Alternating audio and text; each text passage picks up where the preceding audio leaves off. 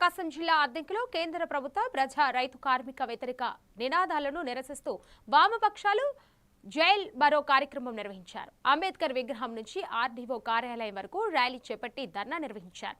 రైతులకు గిట్టుబాటు ధరలు కల్పించడం, స్వామినాథన్ కమిటీ సిఫారసులు అమలు చేయడం, ఉపాధి హామీ పథకాన్ని బలోపేతం చేయడాన్ని డిమాండ్ చేశారు. కేంద్ర ప్రభుత్వ విధానాలకు వ్యతిరేకంగా పోరాటం కొనసాగిస్తామని వామపక్ష నాయకులు స్పష్టం చేశారు. అంటే డబ్బులు రోజులు పెంచావు, బడ్జెట్ పెంచలేదు. బడ్జెట్ రాష్ట్రాల మీద 40% వేసావు. రాష్ట్రాలు గతంలో 10% అయితే ఇప్పుడు 40% రాష్ట్రాల మీద వేసావు.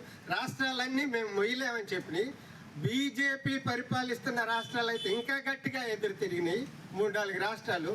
కానీ మన రాష్ట్రం సన్నాయి నొక్కులు నొక్కింది. కథ తగ్గించండి, 40% కాదు అని మన కూటమి ప్రభుత్వం నొక్కింది. కానీ ఇది మేము చేయలేమల్లా. కానీ వాస్తవానికి రాష్ట్రాలన్నీ అప్పుల్లో ఉన్నాయి. ఈ రాష్ట్ర ప్రభుత్వం అయితే ఇంకా బాగా అప్పుల్లో ఉంది. ఈ నెల నుంచి ఇది మామూలుగా ఏప్రిల్ 1 నుంచే రావాల్సింది. ఈ చట్టాన్ని జరుపుకుంటూ ఇది జూలై 1 నుంచి ప్రారంభించారు కొత్త చట్టాన్ని. జూలై 1 తర్వాత పనులు లేవు, పనులు చూపించలేకపోతున్నారు. జూలై 1 తర్వాత పనులు చూపిస్తే రాష్ట్ర ప్రభుత్వానికి తీవ్రమైన నష్టం. రాష్ట్ర ప్రభుత్వానికి 40% ఆదాయం వచ్చేది పాత చట్టంలో. ఇప్పుడు రాష్ట్ర ప్రభుత్వానికి ఎస్పీఎస్ఆర్ నెల్లూరు జిల్లా ఉదయగిరిలో డిఎస్సీ